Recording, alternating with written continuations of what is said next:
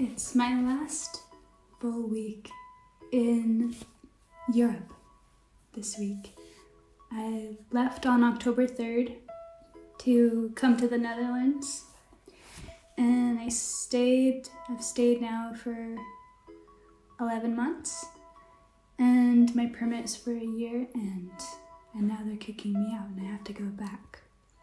They don't want me anymore, which is weird, but okay. On September 26th, and before that I'm going to be going through the UK, going to be going through Scotland, you know, big finale. It feels a bit bittersweet because I'm spending the weekend in Antwerp, and that's just not going to be an option anymore, going back.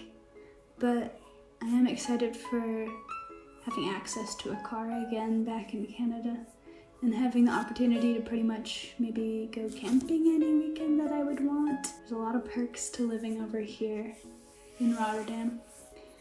But now that it's for sure that I'm going back, I've been getting really hyped up on everything that I can do back home.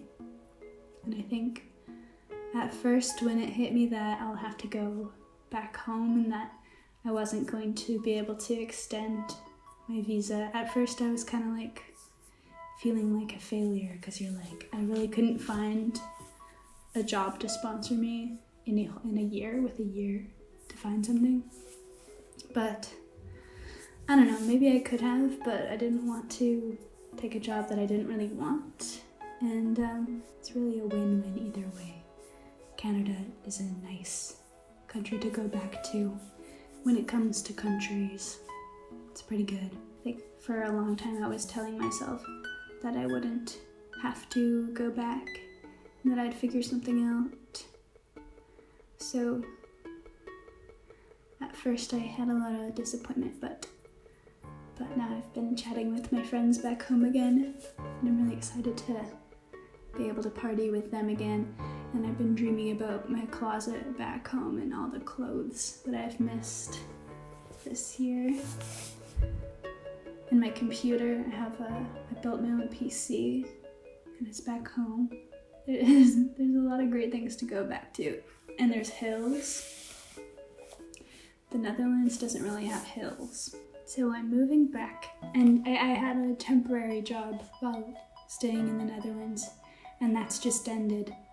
And so now I'm on a job hunt, as well as on a kind of freelancing journey. Finding a really cool full-time, part-time job that I like would be nice, but part of me also really wants to trust that I can be self-employed and I can be successful at that. So being unemployed right now kind of feels like I've just been hired by myself. I feel really excited to work on things independently. With everyone speaking Dutch in the Netherlands, it's kind of hard to find the opportunities that you want as an English speaker, or even if you know a bunch of Dutch, it takes a lot to really be a part of Dutch circles. You know, I think that kind of thing takes years to really work. I think that kind of thing would maybe work if I was living in the Netherlands for 10 years or even more. It takes a lot of time. I think when I left Canada, I was so excited to escape. And I think a year has been the perfect amount of time to escape and to then regain the appreciation for home. I've been able to regain a lot of gratitude for things that I've had for a long time that kind of just got dull with age. And being over here, I feel like I've learned so much about making friends. This year I really had to make friends, make new friends. When I first got here, I was just trying to hang out with people every day, just trying to meet a bunch of people and get to know people and form real friendships. And that kind of thing takes time, but when you only have a year somewhere, I don't know, I just felt like especially the beginning of my travels, I had so much focus on friendship and trying to find community. And I feel inspired when I go back to do that in a place that I've been living for a while. Like, you never know if there's new community to find, and I think maybe I got comfortable in the circles that I have in Canada and in Ontario, but now I'm wondering what else is there. And I love my friends, but I also wonder, who haven't I met yet? And this year has rekindled my love for making friends and meeting new people, so I want to take that back with me. And I'd love to even host events. Like, I have a lot of talented friends, and I'd love to keep making friends and link my new friends with my old friends and just like build a richer community with that together. I think before I left, actually, I had a bit of that going on. I think before I left, I was really yearning to like have a proper goodbye with a lot of people since I was going to be away for a while.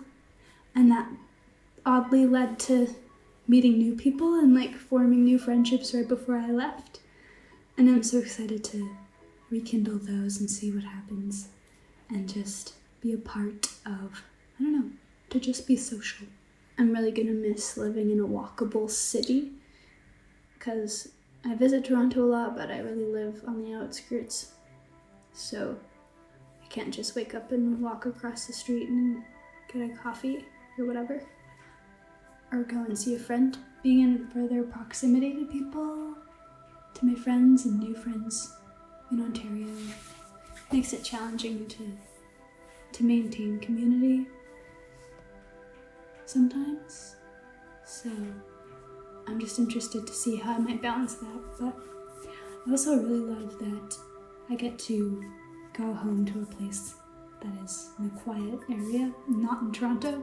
I'm just getting really excited about all the opportunities that Canada has for me. I had lost sight of them before I left, but yeah.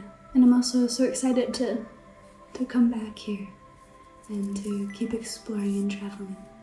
When I was planning this trip, I think when people would ask why I was going, I would say that I wanted to figure out where I wanted to live, but I think it's just made me more confused. I don't know where I want to be. I feel like I'll end up somewhere that chooses me more than I choose it. So we'll see where that is. And I think it's going to change a lot over the years. There's a lot of subtle cultural differences between Canada and the Netherlands. There really is a Canadian friendliness that I'm excited to see, like people smiling at you, and good customer service, and good waitresses and good hosts who actually like will try to talk to you. Like they're trying to get a good tip, but they also actually want to talk to you a little bit. I feel like a lot of waiters here might kind of miss out on like the joy of being a waiter because they don't have to try to talk to people because there's no tips. So many people come in and out of a restaurant every day. Sometimes it's kind of nice to strike up a conversation with someone, but it doesn't seem to happen a lot over here. I'm excited to talk to waiters and not feel annoying about it. And I'm excited to hear Canadian people talk in English. I don't know. People use English differently over here, subtly, but I got to hang out with a few of my Canadian friends over here when they were on vacation and stuff. And whenever I was with them, I really noticed how excitedly they speak in English. I don't know, like there's a Canadian happiness that comes through in their English that sparks so much joy in me. That maybe because I've been deprived and it feels like home. Maybe it's mostly the familiarity. I will really miss hearing a variety of accents every day though. I mean, that happens in Canada. There's a lot of diversity, but it's just not the same. Yeah, they don't use as much slang in Europe as they use around Toronto and stuff, because I feel like because it's mostly just English in Toronto that everyone knows fluently and grew up speaking, whereas in like Europe, especially in the Netherlands, where there's so many people who grew up, you know, in so many different situations with so many different languages, that you kind of just talk regular English, and there's less weirdness in it. I think there's been a lot of times in conversation over here where maybe I'll say something a little funny and someone will look confused at me, whereas I feel like in North America you say something kind of funny and people just kind of go with it. I don't know. I'm excited to be experimental with English again. Or maybe a part of me wants to just always be experimental with English now that I've kind of noticed that it's somewhat of a thing, just to share that to share that energy wherever I am, and confuse people unabashedly. I think that's okay. And I think I have actually. I think a lot of people have been confused about me. I'm getting over a cold, in case you haven't noticed, speaking kind of quietly. So hopefully maybe this was a cool soft-spoken experience. But, yeah, but I'm just having a quiet weekend. I'm having one last draw in Antwerp. Got some earrings, did some shopping, said my goodbyes to this city because it'll be a while until we meet again.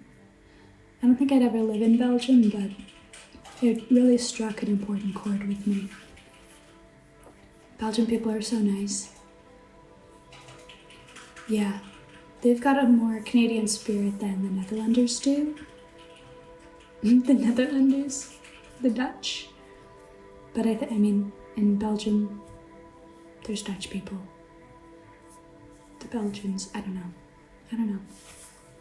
Belgians are so nice, and they remind me of Canadians. And Antwerp is such a neat city. There's so many weird things going on. I feel like it'd be really cool to spend more time in Antwerp one day and like uncover what's really happening, because I think there's a lot of weird things behind the scenes. If you really get involved, there's a lot of cool things. Living abroad for the year has really opened my eyes to the fact that that's happening in every city, and there's so much to discover, and like I think I'm gonna carry a lot less hopelessness around with me in my life, because I just know that there's so much going on everywhere now, and that I have the freedom to figure out uncovering a whole different life for myself if one life doesn't work out. Yeah, if one thing doesn't work out, there's like there's a million opportunities that you can't even imagine that might. So makes me really excited. Yeah, I think this year has made me so excited to realize that life is just so full of potential and mystery. I'm so excited to explore that more going back to Canada. I think leaving Canada, I thought I knew so much about it, but going back, I'm inspired to look at it with fresh eyes and to traverse it in a new way, and to discover opportunities I didn't recognize were there. Also, I just discovered this one YouTuber who posts camping videos, and now I really want to do that. So maybe, so let me know if you want me to make a camping video, because I will do that. Should I just become a camping YouTuber? Because I think I really want to do that. I think I just want to camp and make yummy food and have a dog. So we'll see what happens with that yearning. Anyway, just a short ramble this week. I'll see you next time.